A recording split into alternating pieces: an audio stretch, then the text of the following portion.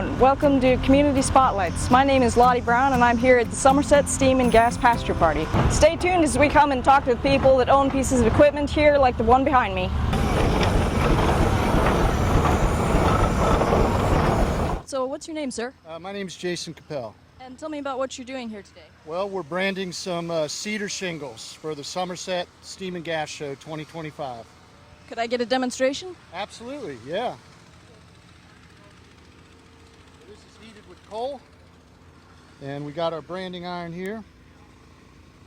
Let's see if we can get a good one.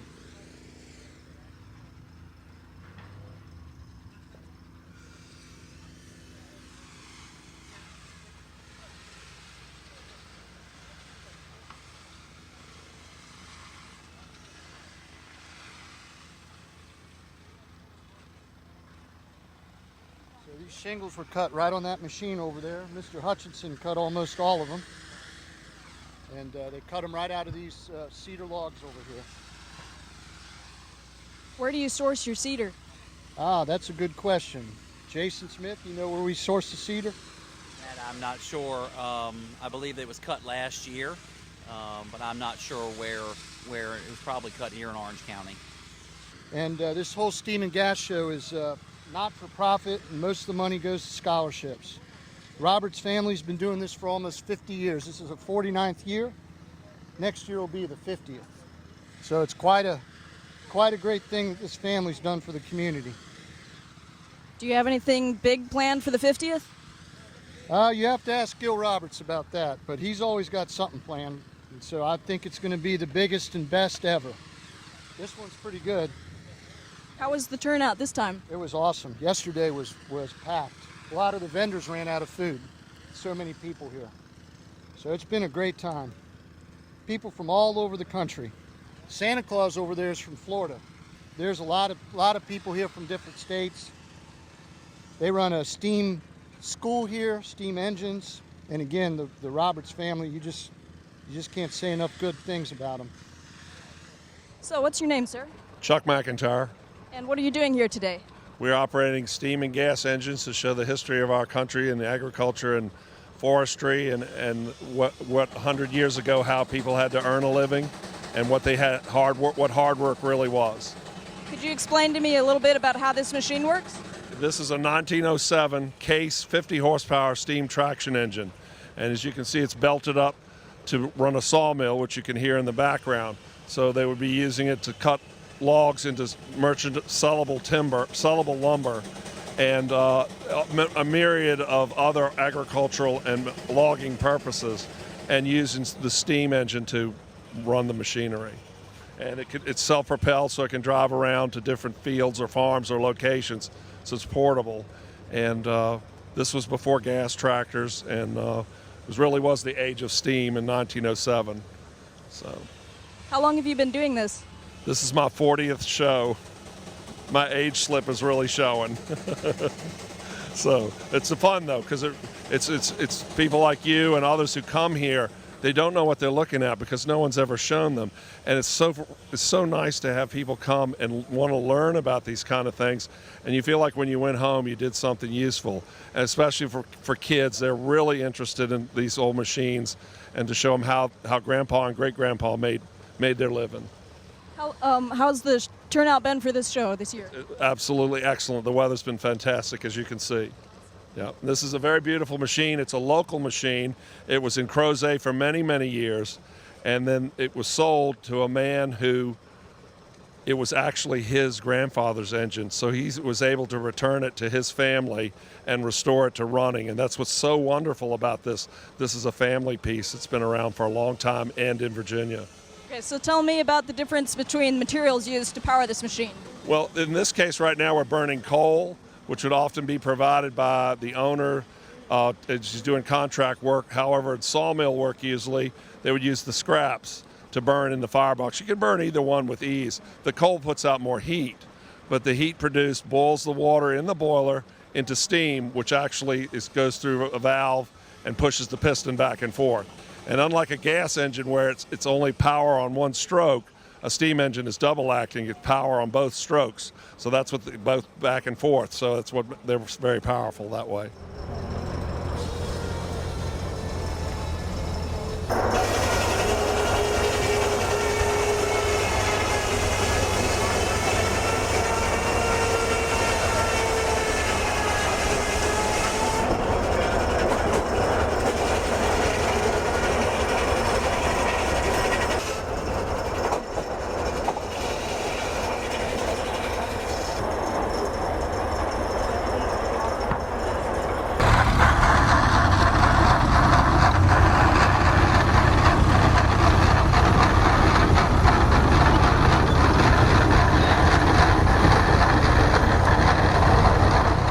your name, sir?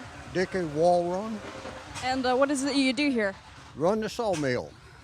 And tell me a little bit about how it works. Well, you've got steam engines hooked to each end. You've got two places we can hook them up, and the belt turns these saw, and you set of belts underneath of it. One leads it forward, and the other one backs it up.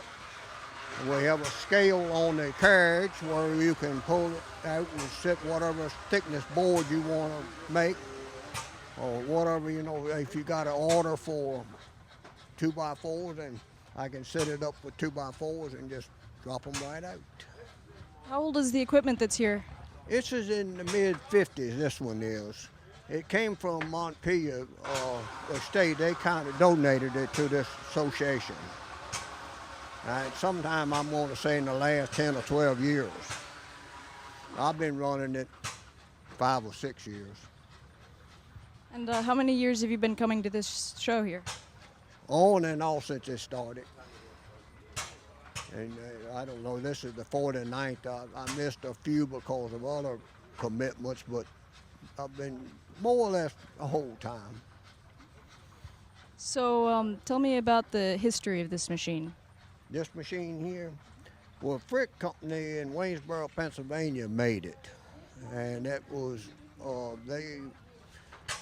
I don't know when they went out of business. I'm going to say sometime in the last 20 years they stopped making parts for the Frick mill, but there are people that still have parts for them.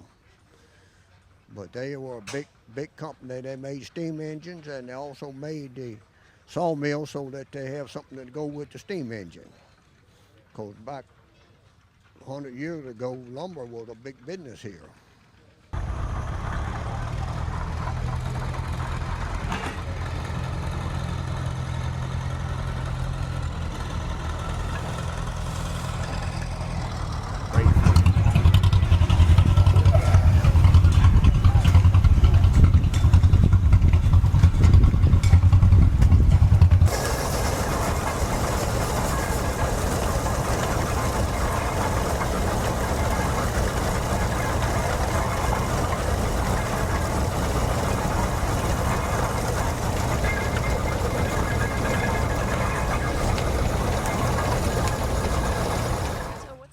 Ted Haberland. And tell me a little bit about this machine behind me. So this is a 1942 threshing machine built by McCormick Deering, which was the famous international harvester. And so a threshing machine was a machine that was set up in the field, for example, in a wheat field, and then the bundles of wheat would come to the machine, and then you had a crew that would transfer it from the wagon into the machine, and then the threshing machine threshes the grain, cleans it, and then we bag it. And so this machine could harvest anything that produced seed. So except for corn, you can't put ears of corn in it, but you could do grass seed, wheat, barley, oats, any of your cereal grains and grass seeds. So what do you do with what it produces here? So the winter wheat, this is soft red winter wheat, which would go to the flour mill. So this is the raw threshed grain, okay? It'll then go through a seed cleaner at the flour mill, and they'll get all the impurities out because, you have grasshoppers and things like that. And after it's gone through a cleaning, then it will be ground for flour. This is soft red winter wheat, and soft red wheat is primarily grown east of the Mississippi, and hard red is grown west of the Mississippi. And soft red is primarily used for pastry flour. Hard red is your traditional bread flour. But now, today, they mix the two together to create the different artisan breads that you find in the grocery stores. Yep. So you said this was 1942 machine. Yes. So the threshing machines probably came in around 1850. They were wooden originally, and they required animal power, like on a treadmill. Then when steam engines came in, then the belt would drive them. And then as they evolved, they became metal and larger. And then you had threshing crews that would go from farm to farm and thresh the grain that the farmer had bound earlier in the summer. How big was the threshing crew? Threshing crew would generally be anywhere from 10 to 15 people, depending on the size of the thresher. The bigger the threshing machine, the bigger, more people it took to keep it, feeding the beast, so to speak. Yep. And then the straw came out the back, and the farmer had the option of either baling the straw for his livestock for bedding, or it could be put in a pile, and if it was good quality, then the livestock could eat it. And where did you get the crew that's here today? Well, this is all volunteers for our steam and gas show. We have young people and old people, but we have a very active club, and we do the corn harvesting and the threshing. We run the sawmill, things like that. How long have you been doing it, sir? I've been doing it, probably 35 years now. We moved down here from Loudoun County in 1994, and we got involved with the club. And this is our 49th show, and it's the Roberts family. Gil Roberts and his wife Robin own the property. His father, Bill, who passed away probably about 10 years ago, he started the show, and next year will be our 50th show. Thank you so much, sir. Thank you.